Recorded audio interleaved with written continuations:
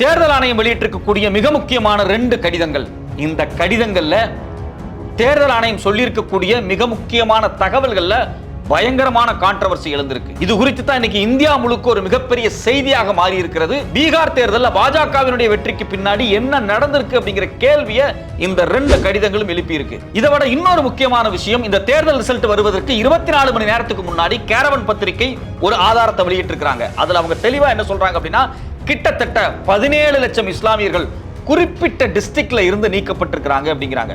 ஒட்டுமொத்தமாக பீகார்ல ஓட்டே போட முடியாதுன்னு நீக்கப்பட்ட 65 லட்சம் பேர் அந்த குறிப்பிட்ட டிஸ்ட்ரிக்ட்குள்ள இருந்து மட்டுமே எப்படி நீக்கப்பட்டார்கள், அதில் 46 லட்சம் பேர் குறிவைத்து நீக்கப்பட்டிருக்கிறார்களா அப்படிங்கிற கேள்வியும் எழுந்திருக்கு. இதை விட இன்னொரு முக்கியமான விஷயம், எஸ்ஐஆர் கடைசி லிஸ்ட் வெளிவருவதற்கு சில நாட்களுக்கு முன்னாடி பீகார் வாக்காளர் பட்டியலில் 21,53,000 பேர் திடீர்னு எப்படி ஃபார்ம் 6 பயன்படுத்தி புது வாக்காளர்களாக உள்ளே சேர்க்கப்பட்டார்கள், ஏன் அவர்கள் குறித்தான தகவல்கள் எதுவுமே இதுவரைக்கும் வெளியே வராம இருக்கு. வணக்கம், இது மெட்ராஸ் ரிவ்யூ. நான் உங்கள் சத்யராஜ்.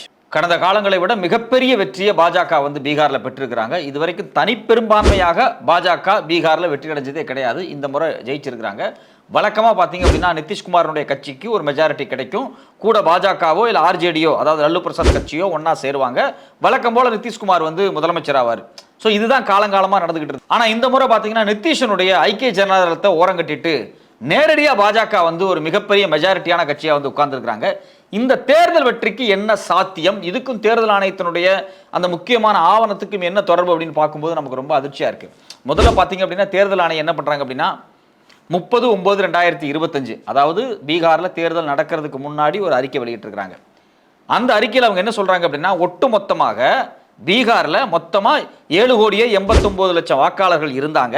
நாங்க எஸ்ஐஆர் நடத்தினோம், அதுல 65 லட்சம் பேருக்கு அதிகமாக அவங்களுக்கு ஓட்டே இல்லை அப்படின்னு சொல்லி அவங்க எல்லாம் நீக்கப்பட்டுட்டு, கடைசியா பாத்தீங்கன்னா சில பேருக்கு அதாவது இந்த டிராஃப்ட் வெளியிடுறதுக்கு சில நாட்களுக்கு முன்னாடி திடீர்னு ஒரு 21,53,000 பேர்த்த புதுசா வந்திருக்கிறாங்க அப்படின்னு சொல்லி எல்லாம் ஆட் பண்ணி மொத்தமா ஒரு அக்ரிகேட் போட்டு 7,42,00,000 பேர் இவங்கெல்லாம் வாக்கு போடுவதற்கான எல்லா தகுதியும் பெற்றவர்கள் அப்படின்னு ஒரு அறிக்கையை கொடுத்துருக்காங்க. அந்த அறிக்கை இதுதான். எக்ஸாக்டா அந்த டேட்டே இருக்கு பாருங்க, 30/9/2025 எலெக்ஷன் கமிஷன் ஆஃப் இந்தியா அப்படின்னு போட்டு special intensive revision of the electoral rolls in Bihar successfully completed அப்படின்னு அவங்களே தெளிவாக அதில் கொடுத்துருக்காங்க. சக்சஸாக நாங்கள் எஸ்ஐஆரை கம்ப்ளீட் பண்ணதுக்கு பிறகு வெளியிட்டிருக்கக்கூடிய லிஸ்ட் அப்படிங்கிறாங்க. ஸோ இந்த லிஸ்ட் சில நாட்களில், அதாவது தேர்தல் முடியுது பார்த்தீங்களா, தேர்தல் முடிஞ்ச உடனேயே இதே தேர்தல் ஆணையம் 11/11/2025 ஒரு அறிக்கை கொடுத்துருக்காங்க. அந்த அறிக்கையில் 2 பார்ட் இருக்கு. அதில் முதல் பார்ட் பார்த்தீங்க அப்படின்னா போல் பார்ட்டிசிபேஷன்ஸ் அப்படின்னு சொல்லி மொத்தமாக கொடுத்துருக்காங்க. அதில் ரொம்ப தெளிவாக 2 ஃபேஸ் தேர்தல் நடந்துச்சு இல்லையா, இந்த 2 ஃபேஸில் ஆண்கள் எவ்வளவு பெண்கள் எவ்வளவு ஓட்டு போட்டிருக்கிறாங்க அதை ரொம்ப தெளிவாக சொல்லியிருக்காங்க. அதில் இவங்க ரொம்ப முக்கியமான விஷயம் என்ன அப்படின்னா, ஃபேஸ் 1ல 65.08%, ஃபேஸ் 2ல 68.76% அப்படின்னு சொல்லி தெளிவாக அதில் கொடுத்துருக்காங்க. நீங்களே பார்த்தீங்கன்னா அதில் தெரியும், அந்த டேப்லர் காலத்தில் டோட்டல் அப்படிங்கிற இடத்துல கொடுத்துருக்காங்க. ஸோ இப்போ ஃபேஸ் 1 ஃபேஸ் 2 மொத்தமாக சேர்த்து 66.91% அப்படின்னு சொல்லி அவங்க ஃபைனலைஸ் பண்ணுறாங்க. பட் ஆனால் அதுக்கு பக்கத்தில் ஒரு நம்பர் கொடுத்துருக்கு பாருங்க, 7,45,26,858 வாக்காளர்கள். அதாவது ஓட்டு போட்டவங்க கிடையாது, ஓட்டு போடுறதுக்கு தகுதி படைத்தவர்கள் 7,45,26,000 பேர். இதுல 66.91% பேர் வாக்கு போட்டிருக்கிறாங்க அப்படிங்கிறது தான் இந்த தேர்தல் ஆணையத்தினுடைய கணக்கு.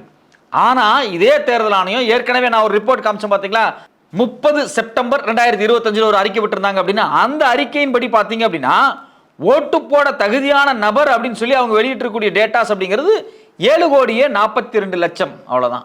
இப்ப 7,45,00,000, ஒரு 3 லட்சம் பேர் திடீர்னு எப்படி ரிசல்ட் வந்ததுக்கு பிறகு அதிகமாச்சு அப்படிங்கிறது ஒரு முக்கியமான கேள்வியா இருக்கு. இதுக்கும் தேர்தல் வெற்றிக்கும் தோல்விக்கும் என்ன சம்பந்தம் அப்படிங்கிறதா ஒரு பெரிய விவாதமாக மாறி இருக்கிறது. இது போல இன்னும் சில ஆவணங்கள் வெளிவந்திருக்கு. அந்த ஆவணங்கள் என்னென்ன பாத்தீங்க அப்படின்னா, எந்தெந்த எம்எல்ஏ தொகுதிகளில் எந்தெந்த கட்சிகள் வெற்றி பெற்றிருக்கிறாங்க, அந்த வெற்றியினுடைய தோல்வியினுடைய அந்த டிஃபரன்சஸ் இருக்கு பாத்தீங்களா, அந்த டிஃபரன்சஸ் குறித்து பல முக்கியமான தகவல்கள் வெளிவந்திருக்கு. இந்த தகவலை பார்க்கறதுக்கு முன்னாடி இன்னைக்கு இந்தியாவில் பீகார் எலெக்ஷனை மையமாக வச்சு ஒரு பெரிய பேசுபொருளாக மாறி இருக்கிறது என்ன அப்படின்னா, பீகார்லேயே அதிகமாக வாக்கு வாங்கின கட்சி யாருன்னு பார்த்தீங்க அப்படின்னா, மிக மோசமாக தோத்து போன லல்லு பிரசாத்தினுடைய ராஷ்டிரிய ஜனதாதள். கேட்கும் போதே ஆச்சரியமா இருக்குல்ல, ஒரு மாநிலத்தில் அதிக வாக்கு வாங்கின ஒரு கட்சி மிக மோசமாக தோல்வி அடைஞ்சிருக்காங்களா? ஆமா. ஒட்டுமொத்தமாக பார்த்தீங்க அப்படின்னா 1,15,02,563 வாக்குகளை யார் வாங்கியிருக்கிறார்கள் என்றால் இந்த லல்லு பிரசாத்தினுடைய ராஷ்டிரிய ஜனதா தளம். அவங்க மொத்த வாக்குல 22.99, அதாவது 23% வாக்க அந்த ஒரு கட்சி வாங்கியிருக்கு. தனிப்பெரும்பான்மையாக அதிகமான வாக்குகளை வாங்கின கட்சி. ஆனா ஜெயிச்சுதானா? ஜெயிக்கல. சரி, இவங்களை விட 15 லட்சம் வாக்கு கம்மியாக வாங்கின யாரு? பாஜக. அவங்களுடைய மொத்த ஓட்டு 1,42,870 தான். ஆனா அவங்க எவ்வளவு ஜெயிச்சிருக்கிறாங்கன்னா 89 எம்எல்ஏ ஜெயிச்சிருக்கிறாங்க. இவங்களை விட 15 லட்சம் வாக்கு அதிகமாக வாங்கின லல்லு பிரசாத் வெறும் 25 எம்எல்ஏ தான் ஜெயிச்சிருக்கிறார். இது எப்படி சாத்தியப்பட்டுச்சு? இதுக்கும் இந்த தேர்தல் குளறுபடிகளுக்குள்ள இருக்கக்கூடிய சந்தேகங்கள் என்ன? இதுல இன்னொரு முக்கியமான விஷயத்தை சொல்றேன் கேளுங்க. இந்த தேர்தலிலேயே பயங்கரமான ஹீரோ யார் அப்படின்னா இந்த லோக் ஜனசக்தி இருக்கு இல்லையா, சிராக் பாஸ்வான். இந்த சிராக் பாஸ்வானுடைய கட்சியினுடைய வெற்றி தான் பயங்கரமா பேசப்பட்டு இருக்கு. இந்த சிராக் பாஸ்வான் வந்து பாத்தீங்க அப்படின்னா மொத்தமா இந்த தேர்தலில் கிட்டத்தட்ட 5% வாக்குகளை வாங்கியிருக்கிறார். அந்த 5% வாக்குகள்னா எவ்வளவுன்னு பாத்தீங்கன்னா 24,94,286 வாக்கு. ஸோ 5% வாக்கு வாங்கியிருக்கிறாரு. அவர் 19 எம்எல்ஏ ஜெயிச்சிட்டார். இதே சிராக் பாஸ்வான் போன தேர்தலில் 5.6% ஓட்டு வாங்கினார். இப்ப வாங்கினதை விட அதிகமாக வாங்கியிருக்கிறார். இப்ப 24-25 லட்சம் அப்படின்னா அப்ப 26-27 லட்சம் வாக்கு வாங்கியிருப்பார். ஆனா அப்போ ஒரே ஒரு எம்எல்ஏ சீட்டு தான் ஜெயிச்சார். ஸோ ஓட்டு ஆல்மோஸ்ட் ஒன்னா தான் இருக்கு. இந்த தடவை 19 எம்எல்ஏ, ஆனா போன தடவை ஒரே ஒரு எம்எல்ஏ. இது என்ன நடந்திருக்கு? இதை விட இன்னொரு டேட்டா, இந்த சிராக் பாஸ்வான் இந்த தேர்தலில் வெறும் 24 லட்சம் வாக்கு தான் வாங்கியிருக்காரு. இவர் ஆனா 19 எம்எல்ஏ ஜெயிச்சார்ல. காங்கிரஸ் பாத்தீங்க அப்படின்னா 43,67,000 வாக்கு வாங்கியிருக்காங்க. இந்த சிராக் பாஸ்வானுடைய கட்சி வாங்கினதை விட டபுள் த மடங்கு ஓட்டு அதிகமா வாங்கியிருக்காங்க. ஆனா இவர் 19 எம்எல்ஏ ஜெயிச்சிருக்காரு. காங்கிரஸ் வெறும் 6 எம்எல்ஏ தான் ஜெயிச்சிருக்காங்க. சோ அப்ப இதுல இருக்கக்கூடிய டிஃபரன்ஸ் எப்படி மேனிபுலேட் ஆகுது அப்படின்னா, இப்ப காங்கிரஸோ இல்ல ஆர்ஜேடியோ எந்தெந்த தொகுதியில் எல்லாம் ஜெயிச்சிருக்காங்க அப்படின்னா அங்க வந்து பெரும்பான்மையாக நிறைய ஓட்டு வாங்கி ஜெயிக்கிறாங்க. ஆனா இவங்க தோல்வி அடையக்கூடிய இடம் இருக்கு பாத்தீங்களா, இவங்க தோத்து போற இடம் இருக்கு பாத்தீங்களா, அதாவது பிஜேபி கிட்டயா இருக்கட்டும், இல்ல நிதிஷனுடைய ஐக்கிய ஜனதா தளத்தையா இருக்கட்டும், இல்ல சிராக் பாஸ்வானுடைய லோக் ஜனசக்தியா இருக்கட்டும், இவங்கள்ட்ட தோத்து போற இடம் அப்படிங்கிறது ரொம்ப மைனர் ஓட்டை தோக்குறாங்க. கரெக்டா தோற்கும் அளவுக்கு அந்தந்த டிஸ்ட்ரிக்ட்ல இருந்து ஓட்டுகள் நீக்கப்பட்டிருக்கு அப்படிங்கிறது தான் ஒரு சந்தேகமா எழுப்புது. இதுல குறிப்பா இன்னும் அடிஷனல் டேட்டாக்கள் என்ன வெளியே வந்திருக்கு அப்படின்னா, ஒட்டுமொத்தமாக 65 லட்சம் பேருக்கு நாங்கள் வாக்கு இல்லைன்னு நீக்கி செல்ல பாஜக, அதாவது தேர்தல் நடக்கிறதுக்கு முன்னாடி 30 செப்டம்பர் 2025 அவங்களுடைய ஃபைனல் டிராஃப்ட் லிஸ்ட்டை வெளியிட்டாங்க. அந்த கடிதத்தை கூட நான் உங்கள்கிட்ட காமிச்சேன். அதில் என்ன சொன்னாங்க?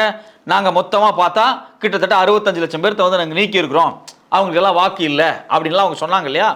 இவங்களை நீக்கினது எல்லாம் பார்த்தீங்க அப்படின்னா பெரும்பாலும் ஒரு 20 டிஸ்ட்ரிக்டுக்குள்ள நடந்திருக்கு. ரொம்ப துல்லியமா சொன்னா அந்த 20 டிஸ்ட்ரிக்டுக்குள்ள இருந்து கிட்டத்தட்ட 46 லட்சம் ஓட்டு நீக்கப்பட்டிருக்கு அந்த குறிப்பிட்ட டிஸ்ட்ரிக்டுக்குள்ள. இந்த 20 டிஸ்ட்ரிக்டுக்குள்ள பாஜகவுக்கு மிகப்பெரிய வெற்றி. அதே சமயத்தில் ஐக்கிய ஜனதா தள், நிதிஷ்குமாருடைய கட்சி, அவங்களுக்கும் பெரிய வெற்றி. லோக் ஜனதா தள், அதாவது சிராக் பாஸ்வானுடைய கட்சிக்கும் வெற்றி. அதாவது பாஜகவினுடைய மொத்த கூட்டணிக்கும் இந்த 20 டிஸ்ட்ரிக்டுக்குள்ள மிகப்பெரிய வெற்றி கிடைச்சிருக்கு. ஏன்னா மொத்தமா நீக்கப்பட்டது. இவங்களுக்கெல்லாம் ஓட்டு கிடையாது, இவங்கள்ட்ட வந்து போதிய ஆவணங்கள் இல்லை, இவங்கெல்லாம் வெளிநாட்டிலிருந்து வந்தவங்க, அந்த கதை இந்த கதை சொல்லி நீக்கினாங்கல்ல 65 லட்சம் பேர், அதில் 70% இந்த டிஸ்ட்ரிக்டுக்குள்ள மட்டும்தான் இருக்கிறான். இது அடிஷ்னலாக இன்னொரு தகவல் இருக்கு. இந்த டிஸ்ட்ரிக்டில் தான் முஸ்லீம்ஸும் அதிகமாக இருக்கிறாங்க. கேரவன் பத்திரிகை இந்த ரிசல்ட் வரதுக்கு 24 மணி நேரத்துக்கு முன்னாடியே தெளிவாக ஒரு கட்டுரை வெளியிட்டு இருக்கிறாங்க. அதில் ரொம்ப குறிப்பாக என்ன சொல்லியிருக்காங்க அப்படின்னா, நீக்கப்பட்டதில் கிட்டத்தட்ட 17 லட்சம் பேர் முஸ்லீம் அப்படின்னு சொல்லி நீக்கியிருக்கிறாங்க. ஸோ இப்போ இந்த 17 லட்சம் பேர்த்துக்கு மட்டும் இந்த 20 டிஸ்ட்ரிக்டுக்குள்ள மொத்தமாக நான் சொல்லலை, 46 லட்சத்தையும் சொல்ல, வெறும் 17 லட்சம் பேர்த்துக்கு மட்டும் இந்த 20 டிஸ்ட்ரிக்டுக்குள்ள ஓட்டு போடுறதுக்கு உரிமை கொடுத்துருந்தா அப்படின்னா இந்த ரிசல்ட் அப்படியே தலையிலாக மாறி இருந்திருக்கும். இன்னைக்கு வந்து பாஜக கூட்டணி 200 ஜெயிச்சுன்னு சொல்றாங்கல்ல, காங்கிரஸ் கூட்டணி 200 ஜெயிச்சிருந்திருக்கும். ஸோ அப்போ இந்த தேர்தல் ஆணையத்தை பயன்படுத்தி இந்த தேர்தல் ஆணையம் இவர்கள்ட்டெல்லாம் வாக்குரிமை இல்லை, இவர்கள்ட்ட போதிய ஆவணங்கள் பத்தலை அப்படின்னு சொல்லி தேடி தேடி போய் அந்த 20 டிஸ்ட்ரிக்டுக்குள்ள இருக்கக்கூடிய அந்த 46 லட்சம் பேர்த்த நீக்கினதனுடைய விளைவு என்ன அப்படின்னா, அந்த தேர்தலில் மிக மோசமான தோல்வியை காங்கிரஸ் கூட்டணி, அதை இந்தியா கூட்டணி வந்து ஃபேஸ் பண்ணியிருக்கிறாங்க. அப்போ இதில் இன்னொரு முக்கியமான அடிஷனல் டேட்டா இருக்குது. தேர்தல் ஆணையம் ஏற்கனவே கொடுத்த அறிக்கை நான் ஒன்று சொன்ன பார்த்தீங்களா, அந்த செப்டம்பர் கடைசி நாள், அதாவது செப்டம்பர் 30 கொடுத்த அறிக்கை, அதில் eligible electors added in draft list form 6 அப்படின்னு சொல்லி 21,53,000 அப்படின்னு ஒரு டேட்டா கொடுத்துருக்குறாங்க. அதாவது எல்லா வேலையும் முடிஞ்சதுக்கு பிறகு ஃபைனல் லிஸ்ட்டை 30 செப்டம்பரில் வெளியிடுறதுக்கு சில நாட்களுக்கு முன்னாடி ஃபார்ம் 6, அதாவது 18 வயசை தாண்டின புது வாக்காளர்கள் அப்படின்னு சொல்லக்கூடிய ஒரு செட்டை 21 லட்சம் ஓட்டை உள்ள திணிச்சிருக்கிறாங்க. இப்போ இந்த 21 லட்சம் ஓட்டு யார் யார், அவங்களுக்கு என்ன வயசு, அவங்க எந்த ஊர், எந்த கான்ஸ்டியூன்சி அப்படிங்கிற லிஸ்ட்டை இது வரைக்கும் வெளியிடலை. இது ஒரு மிக முக்கியமான ஒரு கேள்வியாக மாறி இருக்கிறது. அதே சமயத்தில் இன்னொரு முக்கியமான விஷயம் என்ன அப்படின்னா, இவங்க சொன்னாங்க இல்லையா, எலிஜிபிள் ஓட்டர்ஸ் அப்படின்னு சொல்லிட்டு 7,45,26,858 பேர் இருக்கிறாங்க. இதில் 66.91% தான் வாக்கு போட்டிருக்கிறாங்க அப்படின்னு சொன்னாங்க இல்லையா. இந்த 66.91% யார் யார், அதில் ஆண்கள் எவ்வளவு, பெண்கள் எவ்வளவு, எவ்வளவு ஓட்டு செல்லாத ஓட்டு போட்டவங்க எவ்வளவு, அது மட்டும் இல்லாமல் நோட்டாவுக்கு போட்டவங்க எவ்வளவு, இந்த டீட்டெயில்ஸ் நம்பர்ஸில் இது வரைக்கும் வெளியே வரல. நீங்கள் ஃபைனல் நம்பர்ஸை கொடுக்குறீங்க, 7,45,26,26,26,000 சொல்கிறீங்க, அதெல்லாம் ஓகே தான். எந்தெந்த கட்சிக்கு எவ்வளோ ஓட்டு வந்துச்சு அப்படிங்கிற மேஜர் கட்சியினுடைய லிஸ்டெல்லாம் வந்திருக்கு. இங்கே வெளிவராத முக்கியமான தகவல் என்ன அப்படின்னா, ஆண்கள் பெண்கள் இது இல்லாமல் மூன்றாம் பாலினத்தவர்கள் இவங்க எவ்வளோ பேர் நம்பர்ஸில் ஓட்டு போட்டிருக்கிறாங்க, எத்தனை நம்பர்ஸில், எந்தெந்த கான்ஸ்டியூன்சியில், எந்தெந்த எம்எல்ஏ தொகுதியில் எவ்வளோ பேர் ஓட்டு போட்டிருக்கிறாங்க, அதே சமயத்தில் எந்தெந்த பூத்தில் எவ்வளோ நம்பர்ஸ் ஓட்டு போட்டிருக்கிறாங்க அப்படிங்கிறது தான் ரொம்ப முக்கியமான தகவல். அந்த தகவல் இன்னைக்கு வரைக்கும் வெளியே வரல. ஸோ ஃபார்ம் 6 வந்தவங்க தகவலும் வெளியே வரல, இந்த நம்பர்ஸும் வெளியே வரல. அதே சமயத்தில் செல்லாத ஓட்டுகள் எவ்வளவாக மாறுச்சு அப்படிங்கிறதும் இன்னும் உறுதியான தகவலாக வெளியே வரல. அப்போ இந்த தகவல் எல்லாத்தையும் ஒன்றிணைத்து பார்க்கும்போது தான் இந்த சந்தேகங்களுக்கு எல்லாமே விடை கிடைக்கும். ஆர்ஜேடி பீகார்லேயே அதிகமான வாக்கு வாங்கியிருக்கிறாங்க, ஓட்டு அவங்க தான் அதிகமாக வாங்கியிருக்கிறாங்க, ஆனால் ஆட்சியை பிடிக்க முடியல, தோத்து போயிருக்காங்க. சாதாரண தோல்வி அல்ல, மோசமான தோல்வி, அகல பாதாளத்தில் விழுந்த ஒரு தோல்விக்கு போயிருக்கிறாங்க. ஆனால் மைனர் ஓட்ஸை வாங்கியிருக்கு யாருன்னா இதே சிராக் பாஸ்வான். அவர் போன எலெக்ஷன்லையும் இந்த ஓட்டு தான் வாங்கினாரு, இந்த எலெக்ஷன்லையும் இந்த ஓட்டு தான் வாங்கினார். ஆனால் போன தடவை எம்எல்ஏ ஜெயிக்கல, இந்த தடவை 19 எம்எல்ஏ ஜெயிச்சிருக்காரு. இந்த ஓட்டு டிஃபரன்ஸில் நடந்த சிக்கல்கள் எல்லாம் தெரியணும்னா இந்த 3க்குமே விடை தெரியணும். என்ன அப்படின்னா, 30 செப்டம்பரில் தேர்தல் ஆணையம் கொடுத்த அறிக்கைக்கும் பிற்பாடு 11 நவம்பரில் கொடுத்த அறிக்கைக்கும் உள்ள டிஃபரன்ஸ் என்ன ஒன்று.